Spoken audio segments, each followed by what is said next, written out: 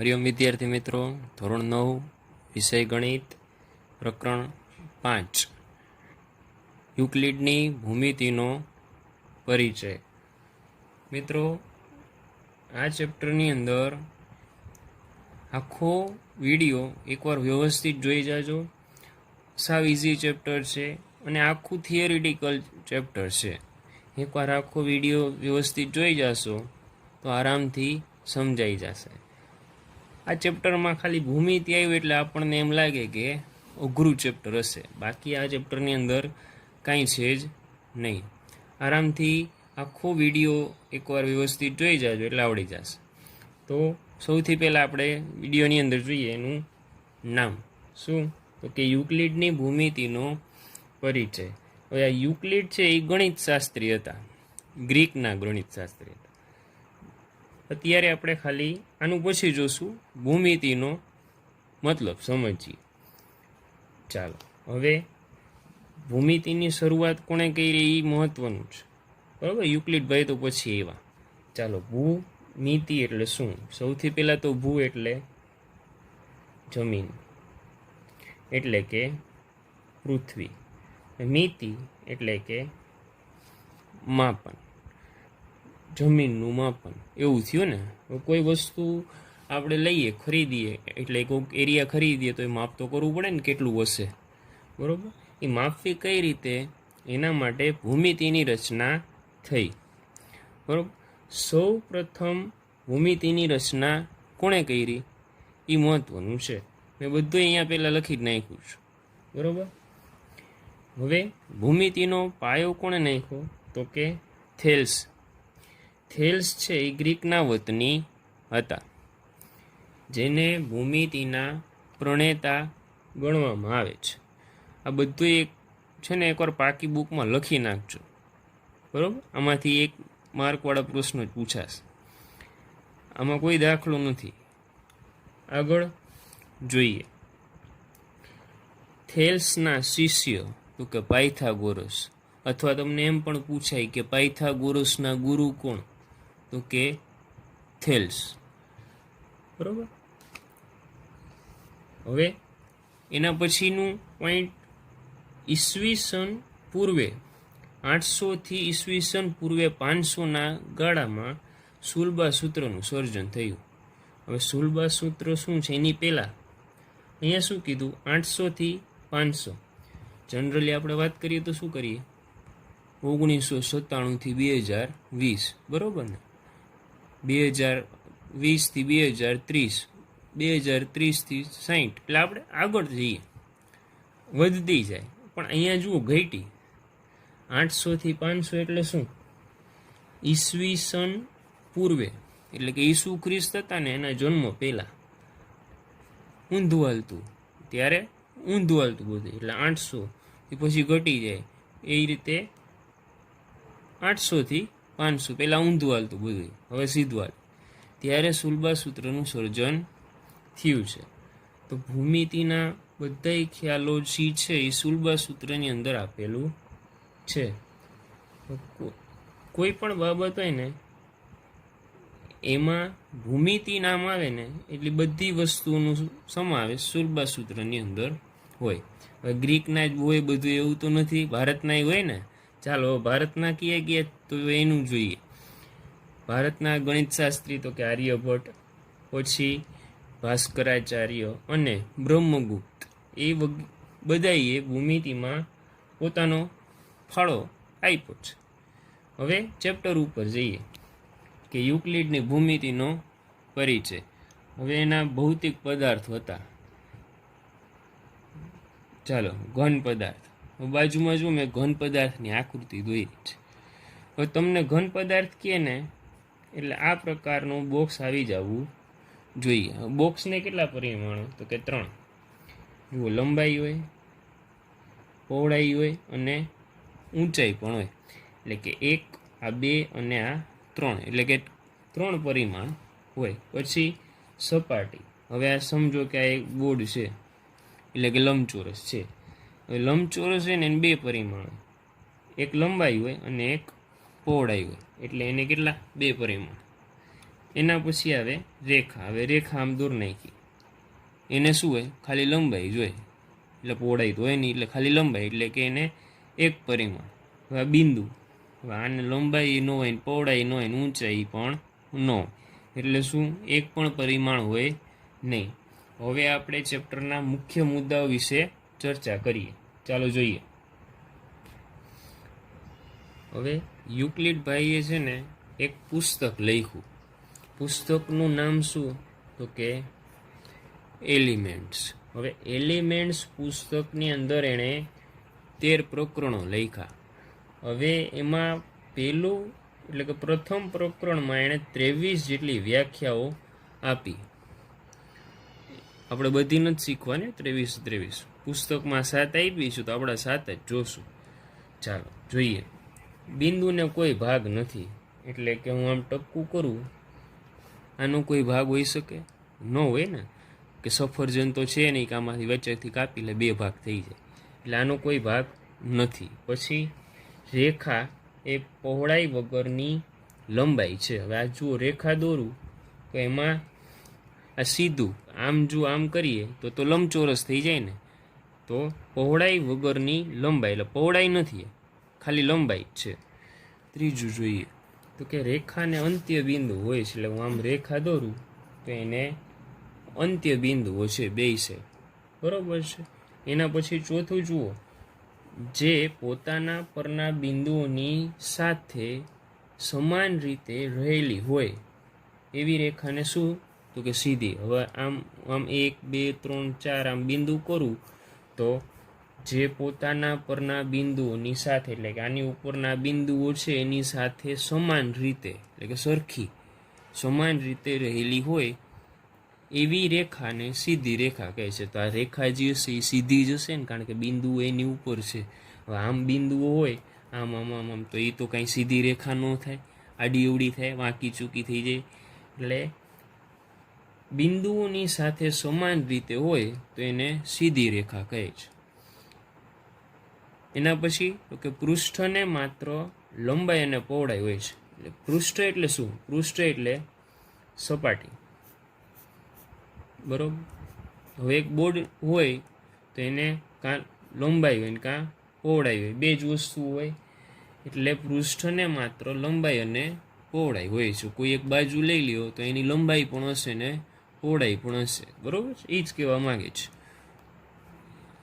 એના પછીનો પોઈન્ટ તો કે પૃષ્ઠની ધાર ને રેખા કહે છે. આ જુઓ પૃષ્ઠ છે તો આને શું કહેવાય, ધાર કહેવાય. અહીંયા તો કે આને ધાર કહી શકાય, બરોબર. એટલે પૃષ્ઠની ધાર છે ને એ રેખા હોય, આમ કરો તો આ જ રેખા થઈ જાય, આમ કરો તો આ રેખા થઈ જાય, બરોબર.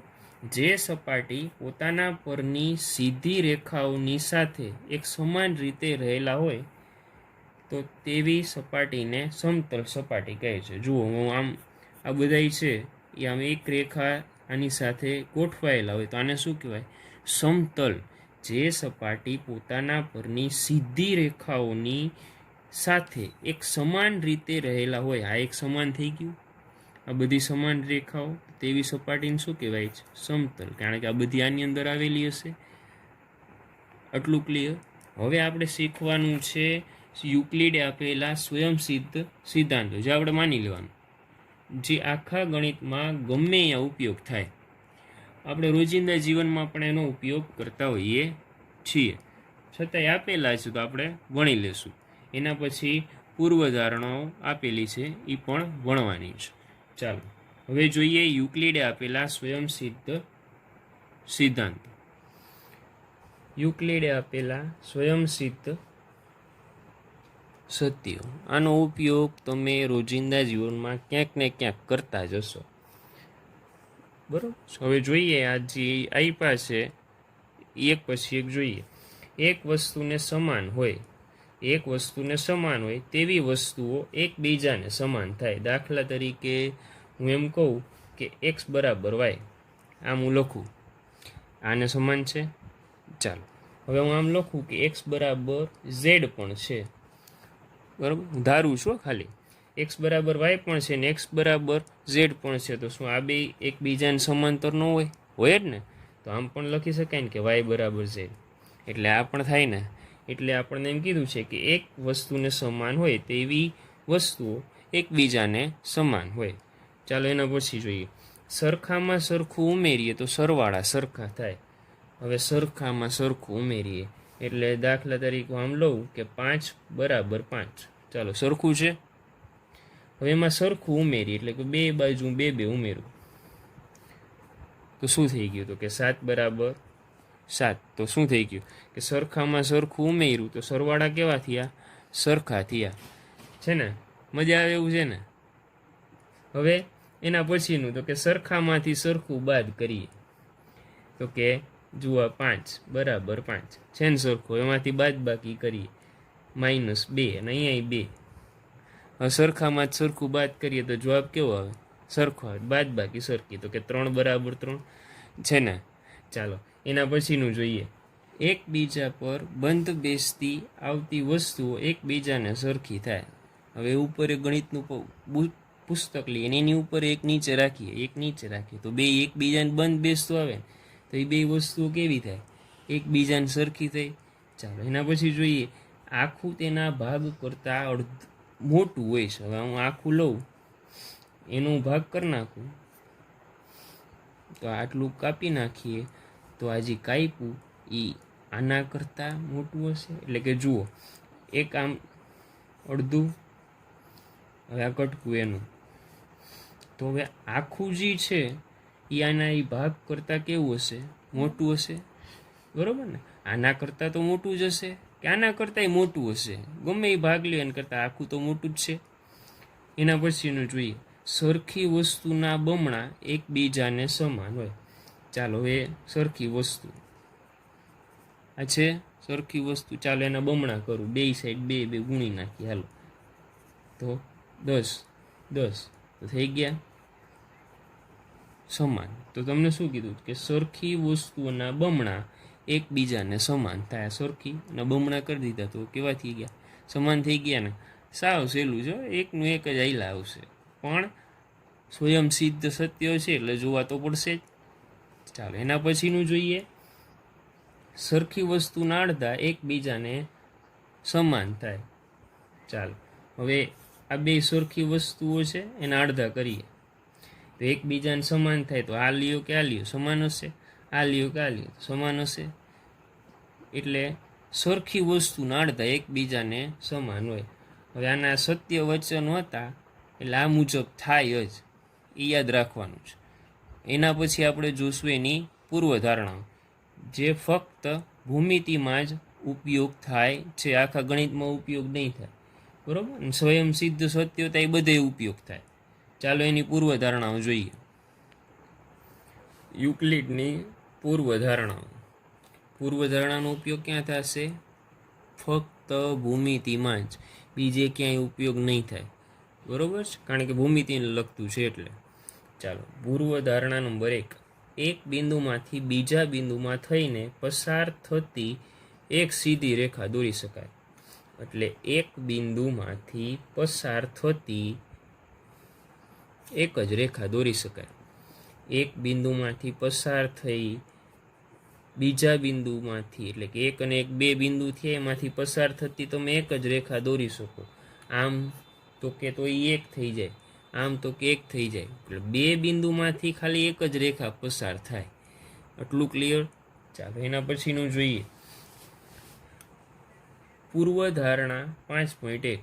આપેલા બે ભિન્ન બિંદુઓમાંથી જુઓ પસાર થતી અનન્ય.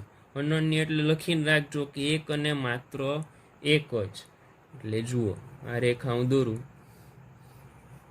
આને કહેવાય એક અને માત્ર એક જ. બરાબર. અનન્ય એટલે યાદ રાખજો એક અને માત્ર એક જ. નો યાદ રહેતું હોય તો લખી નાખજો. આ એક જ રેખા પસાર થાય છે. એના પછી પૂર્વધારણા નંબર 2. શાંત રેખાને અનંત સુધી લંબાવી શકાય છે. આ શાંત રેખા છે એને આમ ગમે એટલી લંબાવી શકું, આમ લંબાવી શકું, ગમે એમ લંબાવી શકાય. એટલે શાંત રેખા હોય એને અનંત સુધી લંબાવી શકાય. એટલે શાંત એટલે શું? હવે યુક્લિડ છે ને એ રેખાખંડને શાંત રેખાખંડ કહેતા. શું કહેતા? શાંત રેખા. બરોબર, એટલે આમ બી લંબાવી શકાય ને આમ બી લંબાવી શકાય. એટલે આપણે પાછું બધું વિગતમાં નથી જોવાનું, એણે કીધું તું શાંત રેખા. બરોબર, એના પછી જોઈએ પૂર્વધારણા નંબર 3. કોઈ પણ બિંદુને કેન્દ્ર લઈ અથવા, હવે આટલું આવ્યું તો કોઈ બિંદુ લઈએ, એને આપણે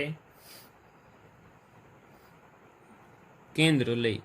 અહીંયાથી તમે આમ દોરો, જુઓ, કોઈ પણ બિંદુને કેન્દ્ર લઈ અથવા કોઈ પણ લંબાઈની ત્રિજ્યા લઈ. હું આટલી ત્રિજ્યા લઉં તો વર્તુળ રચી શકાય? તો કે હા, અહીંયા બિંદુ લ્યો તો એ વર્તુળ રચી શકાય છે. આટલી હું ત્રિજ્યા લઉં તો એ વર્તુળ રચી શકાય છે. બરોબર છે, આટલું ક્લિયર થઈ ગયું. જુઓ, કોઈ બિંદુ તમે લ્યો તો એ પણ તમે વર્તુળ રચી શકો છો આવી રીતે, અને આ માપની ત્રિજ્યા લઈ તો પણ વર્તુળ રચી શકાય. અને આ પરિકરથી રચી શકાય, અને આ તો હાથેથી તમે રચી શકો. આ તો સમજવાનું છે. બરાબર, આની કંઈ હવે સાબિતી ન હોય. એના પછી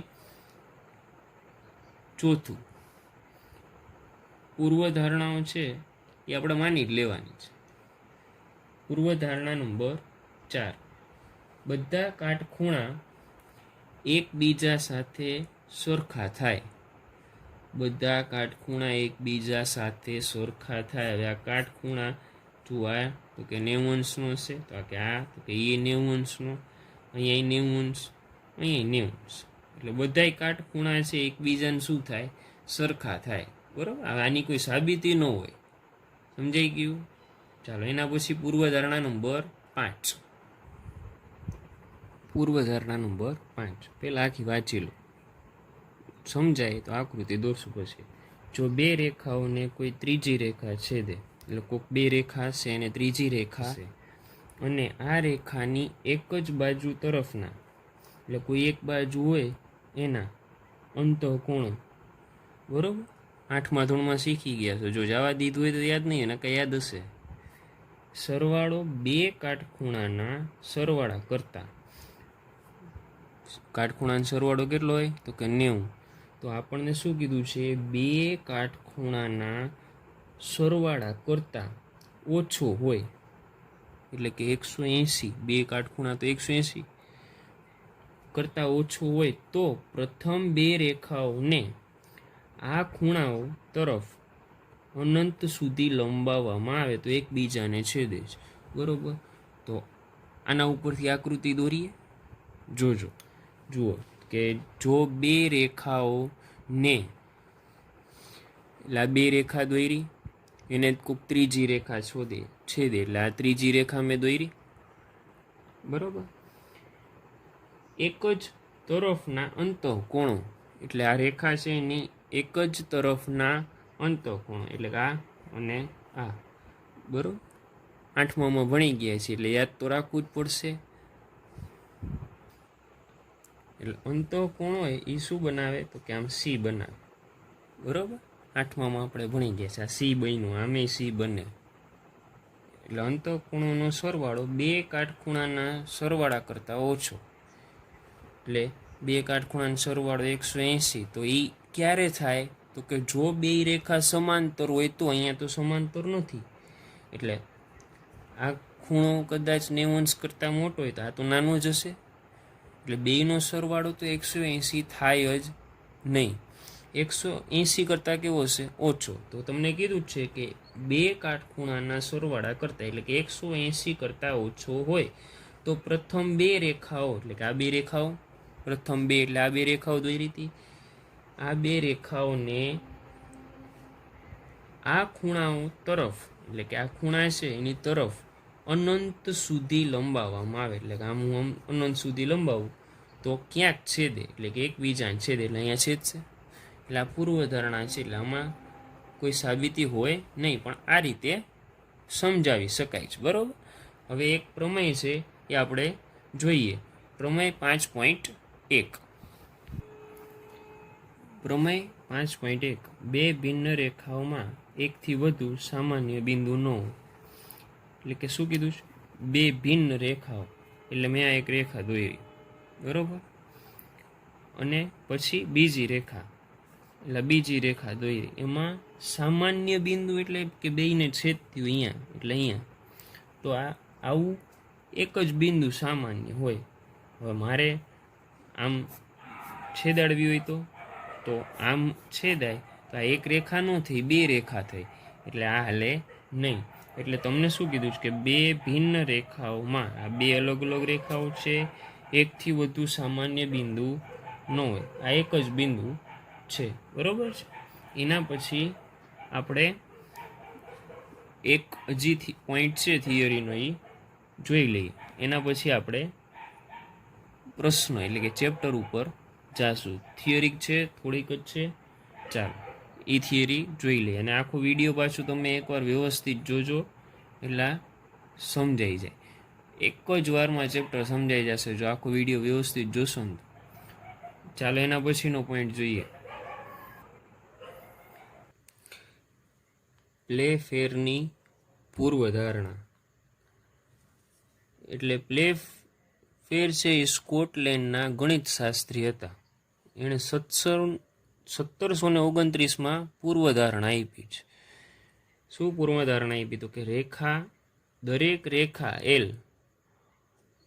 દોરતા જ જઈએ ભેગા ભેગા. જુઓ અહીંયા આ મેં રેખા દોરી એલ, તેના પર ન હોય તેવા બિંદુ પી, એટલે અહીંયા મેં બિંદુ પી લીધું, બરોબર છે. માટે એક જ અનન્ય રેખા, એટલે અનન્ય એટલે એક જ થાય ને, શું? એક અને માત્ર એક જ રેખા એવી હોય કે જે પી માંથી આમ પસાર થતી હોય, જે એલ ને સમાંતર હોય. એટલે કે આ એમ જી છે એ એલ ને સમાંતર. જુઓ આટલી બધી આપણે રેખાઓમાંથી દોરી શકીએ છીએ. આવી ઘણી બધી રેખાઓ આપણે દોરી શકીએ પી માંથી. હવે આ બધી રેખાઓમાંથી કોઈ એક જ રેખા છે જે પી માંથી પસાર થતી હોય અને એલ ને સમાંતર છે. આ એલ ને સમાંતર છે એમ, બરોબર. કેટલી? એક જ રેખા છે, બાકી એકેય રેખામાંથી સમાંતર થશે નહીં. કોને? એલ ને, બરાબર. અથવા બીજી ભાષામાં જોઈએ કે બે ભિન્ન અને એકબીજાને છેદતી આ બે ભિન્ન રેખાઓ મેં દોરી, એકબીજાને છેદે છે. શું કીધું છે? રેખાઓ એક જ રેખાને સમાંતર ન હોઈ શકે. હવે જુઓ આકૃતિ દોરીએ તો ખબર પડે શું કહેવા માંગે છે. કે આ રેખા છે, એને હું એક સમાંતર રેખા દોરું તો આમ થાય. હવે આ રેખા ને આ રેખા સમાંતર હોય? ન હોય. આને એકને જ સમાંતર હશે ને. હવે આ રેખાને હું સમાંતર દોરું આમ, તો આ બે સમાંતર થાય, પણ આ બે સમાંતર થશે નહીં થાય. એટલે કોઈ એકને જ સમાંતર રેખા તમે દોરી શકો. બે તો એકબીજાને સમાંતર નહીં થાય, કારણ કે એકબીજાને છેદે છે, બરોબર. સમાંતર કેવી હોય? તો કે આને સમાંતર કહેવાય. તો હવે આ દોરીએ તો આ એ ત્રણેય એકબીજાને સમાંતર છે. પણ જો છેદતી રેખા હોય, આમ છેદતી, તો એકબીજાને સમાંતર હોઈ શકે ન હોઈ શકે, બરોબર છે. આના પછીના વિડીયોની અંદર આપણે જોશું સ્વાધ્યાય 5.1. આજના વિડીયો માટે આટલું જ. આખો વિડીયો એકવાર વ્યવસ્થિત જોઈ જાજો. હરિઓમ.